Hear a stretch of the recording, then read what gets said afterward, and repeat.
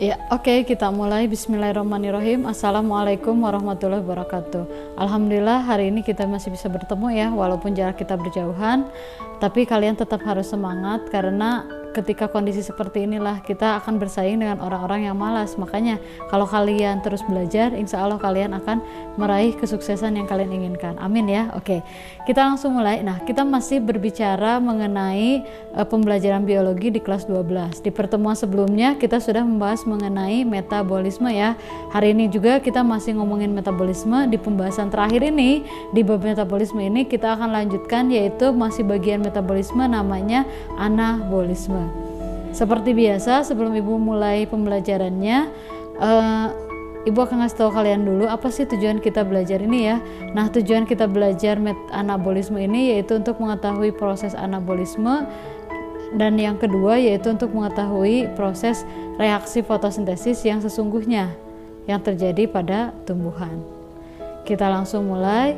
Nah, seperti biasa kita harus tahu dulu apa itu anabolisme ya. Nah, anabolisme itu adalah suatu proses pembentukan ya dari molekul sederhana menjadi molekul yang sifatnya kompleks. Nah, adapun dalam proses anabolisme ini bersifat endogenik, artinya butuh energi ya. Jadi kalau yang kemarin katabolisme itu eksogenik atau menghasilkan energi, kalau anabolisme itu sifatnya endogenik. Nah, dalam proses anabolisme ini jadi sangat membutuhkan ATP untuk melakukan prosesnya. Nah, mungkin kalian bertanya, apa proses dari anabolisme? Anabolisme ini sifatnya asimilasi kan, pembentukan ya. Salah satu proses yang sangat terkenal yaitu fotosintesis. Oke, nah ketika kita berbicara mengenai fotosintesis, mungkin kalian langsung ingat ya, waktu zaman SD ataupun SMP pasti suatu hal yang gak asing karena fotosintesis ini udah dipelajari. Tapi kalau waktu zaman SD mungkin kalau ingat fotosintesis, oh ya udah Bu, itu adalah proses pembentukan makanan gitu, atau proses pembentukan oksigen. Betul ya. Tapi di sini di proses anabolisme kita akan lebih tahu detail bagaimana proses terjadi pada tumbuhan, tepatnya pada sel tumbuhan ya. Anabolisme sendiri itu tempatnya pasti udah tahu terjadinya di organ daun. Nah, kemudian di bagian jaringan namanya jaringan palisade atau spon, tapi yang utama di palisade, dan terjadi di bagian kloroplas ya, bukan klorofil tapi kloroplas. Nah, ada pun prosesnya sendiri. Nah, ada reaksi kimianya yaitu CO2 ditambah H2O dengan bantuan cahaya matahari ya, akan menghasilkan yang namanya C6H12O6 ditambah oksigen tuh. Dan proses ini jelas pasti membutuhkan energi ya untuk melakukannya. Nah, untuk proses anabolisme sendiri ini terjadi dengan reaksi, yaitu terjadinya dengan dua reaksi, yaitu ada yang disebut dengan reaksi terang dan ada yang disebut dengan reaksi gelap. Tapi sebelum ke sana, sama halnya ketika kita akan membuat sesuatu, pasti kita butuh bahan ya. Nah, untuk terjadi proses fotosintesis ini ada bahannya. Apa aja bahannya? Untuk bahan pada reaksi terang, namanya aja terang ya, jadi jelas pasti butuh apa? Butuh cahaya matahari, betul. Kemudian yang kedua ada yang disebut dengan istilah fotosistem, yaitu foto artinya cahaya, sistem itu artinya proses ya. Jadi sistem yang bisa mengubah cahaya menjadi energi kimia. Apa aja? Yang pertama harus ada klorofil A ya, jenis klorofilnya A, yaitu untuk melakukan fotosistem 1 dan 2, di mana fotosistem 1 yaitu panjang gelombangnya 700 nanometer, sedangkan fotosistem kedua yaitu panjang gelombangnya 680. Kemudian yang ketiga yaitu masih di fotosistem itu harus ada yang namanya akseptor elektron, dan satu lagi membran tilakoid, dan yang terakhir yaitu harus ada yang namanya H2O. Nah, setelah kita udah mengumpulkan bahan, baru kita harus tahu mengenai reaksinya ya. Nah, reaksinya sendiri untuk reaksi terang ini dikenal dengan reaksi Hill's, di mana dalam reaksi Hill's ini ada dua proses namanya fotosiklik dan non-siklik.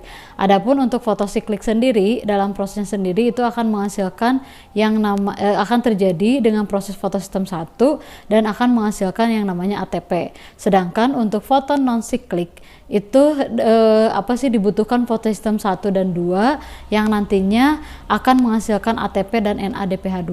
Nah, adapun si H2O sendiri itu diproses dalam proses fotolisis, yaitu dipecah ya H2O ini dengan H2O akan dipecah dengan cahaya matahari akan menghasilkan 2H+ tambah oksigen. Nah, si oksigennya itulah merupakan hasil akhir dari proses reaksi terang. Jadi, kesimpulan dari reaksi terang itu akan menghasilkan yang pertama ATP, kemudian yang kedua NADPH, dan satu lagi yaitu oksigen. Adapun oksigen sendiri itu akan digunakan oleh makhluk hidup untuk melakukan respirasi seluler. Nah, itulah reaksi terang. Kemudian yang kedua yaitu ada yang disebut dengan reaksi gelap, atau orang seringkali mengatakan namanya siklus Kelvin. Kenapa? Karena penemunya ya namanya Kelvin Benson. Ada 2 orang sebetulnya, jadi mereka melakukan penelitian terhadap reaksi gelap. Nah, sama halnya dengan reaksi terang, untuk reaksi gelap sendiri ini terjadinya di kloroplas di bagian stroma ya. Nah, kalau tadi kan di bagian grana, kalau ini di bagian stroma. Kayak gimana prosesnya? Adapun prosesnya sendiri harus ada bahannya ya. Bahan dasarnya yang pertama hasil dari reaksi terang. Jadi kalau biasanya gelap baru terang, kalau ini terang dulu baru gelap. Jadi hasil dari reaksi terang. Kemudian yang kedua yaitu CO2, dan yang terakhir ada RUBP. Nah, itu bahan dasarnya ya. Adapun reaksinya sendiri itu dikenal dengan reaksi siklus Kelvin. Jadi bersiklus. Nah, seperti itu gambarnya. Adapun dalam prosesnya sendiri ada 4 tahap. Yang pertama fiksasi. Artinya adalah fiksasi yaitu proses pengikatan CO2 ya. Nah, selanjutnya kemudian yang kedua adalah proses reduksi, yaitu di sini akan terjadi reduksi ATP dan NADPH2. Kemudian yang ketiga ada yang disebut akan terjadi proses sintesis, yaitu pembentukan glukosa, dan yang terakhir yaitu akan terjadi proses regenerasi, yaitu terbentuk kembali yang namanya RUBP. Nah, kurang lebih seperti itu.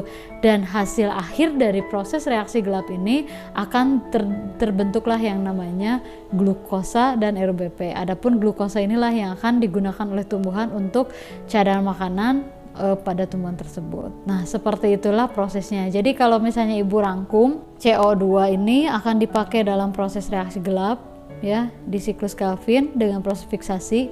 Kemudian H2O ini ada terjadi dalam proses fotolisis reaksi terang. Kemudian hasil akhirnya adalah C6H12O6 yaitu glukosa yang terjadi dalam proses sintesis siklus Kelvin, dan yang oksigen yang dihasilkan dalam proses reaksi terang, dan satu lagi yaitu H2O, seperti itu ya. Nah, jadi itulah dia mengenai proses fotosintesis anabolisme. Oke, nah seperti itulah proses anabolisme fotosintesis ya. Mungkin pertemuan hari ini cukup sekian, mudah-mudahan ada manfaatnya. Mohon maaf bila ada kekurangan. Selalu semangat buat belajarnya dan selalu jaga kesehatannya. Dan kalau misalnya kalian pengen nanya-nanya, silahkan tanyakan langsung ke nomor di bawah ini ya. Terima kasih. Wassalamualaikum warahmatullahi wabarakatuh.